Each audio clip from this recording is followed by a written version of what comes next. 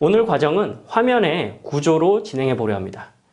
PT를 하기 전에 사전 세팅을 마치고 실제 발표는 오프닝, 본론, 클로징, 최종 클로징으로 마무리되는 게 일반적이죠. 그래서 이 구조를 가지고 시간 흐름에 따라 가보도록 하겠습니다. PT를 하기 전에 첫 번째 사전 세팅을 하게 되죠. 그 사전 세팅에 관련된 이야기를 한번 진행해 볼게요. 사전 세팅은 일종의 PT의 플랫폼 환경이라고 볼 수 있습니다. 환경이 잘 조성되면 PT가 시너지가 나고 그렇지 않으면 PT의 장애물이 될 겁니다. 그럼 시너지가 나도록 어떻게 세팅을 하면 좋을까요? 사전 세팅에서 이 원칙을 떠올리면 좋겠습니다. 질서를 유지하라. 데일 카네기 선생님께서도 강의장 환경을 조성할 때 강조하셨던 말씀인데요. 환경이 질서가 유지되면 자연스럽고 PT의 질서도 따라오는 것을 경험할 수 있습니다. 우선 장소입니다. 가능하다면 사전에 미리 점검하는 게 좋겠죠. 당일날 그 순간 조명과 장비, 배포자료, 책걸상 등이 예상과 다르다면 열심히 준비한 모든 게 무용지물이 될 수 있습니다. 저도 그래서 발표 장소가 호텔인지 대강당인지 고객사의 회의실인지에 따라 발표 준비가 조금씩 달라지곤 합니다. 플랫폼이 바뀌니 당연히 소프트웨어도 달라져야겠죠. 그럼 사전 점검할 때 무엇을 해야 할까요? 우선 장비를 점검해 봅니다. 장비 작동 여부에 따라 자리 배치와 동선이 바뀔 수 있기 때문입니다. 장비 점검은 우리 감각을 떠올려 보면 쉽게 이해하실 수 있는데요. 시각은 빔 프로젝터, 조명, 청중의 시야 등이겠죠. 청각은 음향, 후각은 간식이나 쓰레기통 위치 등일 겁니다. 특히 IT 기술이 빨리 바뀌고 있어서 연결 단자가 실제 중요합니다. PPT 장표를 잘 준비해 놓고도 노트북 연결 단자가 맞지 않아서 무용지물이 될 수 있거든요. 그래서 저는 요새 VGA 단자, HDMI 단자가 혼재되어 있기 때문에 변환 잭을 항상 들고 다닙니다. 조명도 확인해 봐야겠죠. 조명에 따라 화면이 잘 보이지도 않고 발표자의 얼굴에 그늘이 지기도 하죠. 그럼 인상은 좋지 않을 겁니다. 천장의 등이 깜빡깜빡한다면 청중의 눈은 굉장히 피로할 겁니다. 실내 조명 밝기 정도에 따라 화면 배경색도 전략적으로 다양하게 준비할 수 있습니다. 특히 중간에 동영상을 사용할 거라면 그 타이밍에 맞게 조명 스위치를 껐다 켰다 해줄 팀웍도 발휘하면 질서가 훨씬 유지되겠죠. 기본적인 장비를 점검한 이후에 자리 배치를 한번 생각해 봐야겠죠. 몇 가지 기본적인 배치도를 제가 준비했습니다. 배치의 주안점 역시 PT의 3요소, 목적, 내용, 청중입니다. 그래서 그 3요소를 고려하며 결정하시면 되는데요. 특히 청중이 많이 고려되겠죠. 청중의 시선에 맞춰서 책걸상도 배치되는 걸 확인할 수 있습니다. 책상의 위치가 바로 정면으로 배치되어 있지 않고 프레젠터를 바라볼 수 있도록 약간 기울어진 걸 볼 수 있겠죠. 3번 그림의 경우 라운드 테이블인데요. 라운드 테이블의 경우 보통 라운드 전체에 의자를 쭉 둘러놓는 경우가 많습니다. 가능하다면 화면을 등지게 하는 좌석 배치는 피하는 게 좋겠죠.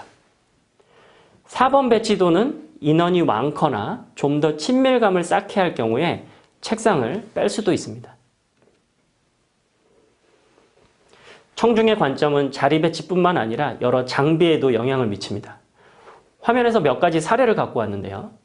1번 그림처럼 청중의 시야를 확보하게 하는 게 중요합니다. 가령 앉은 키가 작을 걸로 예상되는 청중이 있다면 의도적으로 앞쪽으로 안내를 할 수 있겠죠. 2번 그림을 볼까요? 발표자는 마이크를 내려서 청중이 연사를 보기 편하게 하고 발표자 또한 청중과 아이 컨택할 준비를 해야 합니다. 화면과 같이 마이크가 얼굴을 가린다면 청중과 교감하지 않겠다는 메시지를 던지는 것과 다를 바가 없을 겁니다. 3번 그림은 원고 읽기에 사용하는 프롬프터라는 도구입니다. 카메라 렌즈가 프롬프터 뒤에 있는 이유는 무엇일까요? 맞습니다. 청중의 입장에서 아이 컨택을 하려는 거죠. 그래서 4번 그림처럼 앵커가 렌즈에 가까운 프롬프터를 보며 말하기 때문에 청중과 교감할 수 있고 말 실수도 줄일 수 있을 겁니다. 아마 요새 영상을 이용할 일이 점점 많아질 텐데요. 만약 원고를 사용해야 한다면 카메라 렌즈에 가깝게 원고를 배치하는 게 좋겠죠. 또는 방송 시설처럼 갖추지 못한다 할지라도 최대한 청중과 아이 컨택하려는 모습을 보여줘야 몰입도가 높아질 겁니다. PPT 장표를 저장해도 사용 환경에 따라 문서가 작동되지 않을 수 있습니다. 대표적인 게 애플과 MS, 마이크로소프트 구독 여부나 파일명에 따라 호환이 안 되거나 의도하지 않게 구현될 수 있습니다. 또 일반적인 폰트가 아닐 경우 폰트 저장도 같이 하거나 파일을 PDF 같이 다르게 변환해야 할 수도 있습니다. 즉, 기본적인 IT 지식과 문제 해결 능력이 프레젠터에게도 필요한 때입니다. 실제 자료를 완벽하게 준비하는 일은 위험 관리 차원에서 유용합니다. 갑자기 가져가간 노트북이 업데이트 한다고 막 부팅만 온종일 할 수도 있고요. 정해진 기기로만 해야 할 때도 있습니다. 그래서 USB에 백업 자료를 담아가면 어느 정도 뜻밖의 상황에 대처할 수 있습니다. 요새 클라우드가 많이 쓰이는데 클라우드에만 의존하지 마시기 바랍니다. 인터넷 연결이 안 될 수도 있고요. 데이터 용량이 커서 매우 느리게 처리될 수도 있습니다. 중요한 건 여러 개의 안전장치가 많을수록 좋겠죠. 특히 요새 PT 환경이 매우 엄격해지고 있습니다. 기술 집약적인 산업이나 금융사 등 보안이 매우 중요한 곳은 공황 수준을 방불케 하죠. 그래서 미리 확인하거나 승인을 얻어 고객사의 블랙리스트에 오르지 않는 게 중요합니다. PT를 아무리 잘했더라도 고객사 보안 준칙을 지키지 못해 고객사에 언급이 된다면 좋은 인상을 남기는데 마이너스가 될 겁니다. 그리고 사전 세팅의 최상의 단계라고도 할 수 있을 것 같은데요. 정전 같은 비상 상황에서도 PT를 할 수 있을 정도로 준비되면 좋겠죠. 저는 실제 정전을 경험해 보진 못했지만 빔 프로젝터가 고장이 나서 화면 없이 강의를 한 적이 있습니다. 화면 없이도 강의가 무난히 끝나니까 고객사에서 오히려 저를 신뢰해 준 경험이 있는데요. 준비가 되어 있으면 위기도 기회로 바꿀 수 있겠죠.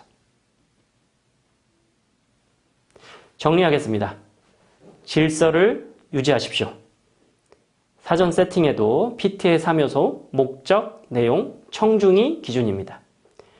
특히 청중의 관점에서 장비와 조명, 음향을 점검하십시오. 변화하는 IT 기술의 기본 지식과 문제 해결 능력을 갖추길 바랍니다. 비상 상황을 고려해 백업 같은 대비책을 마련하십시오.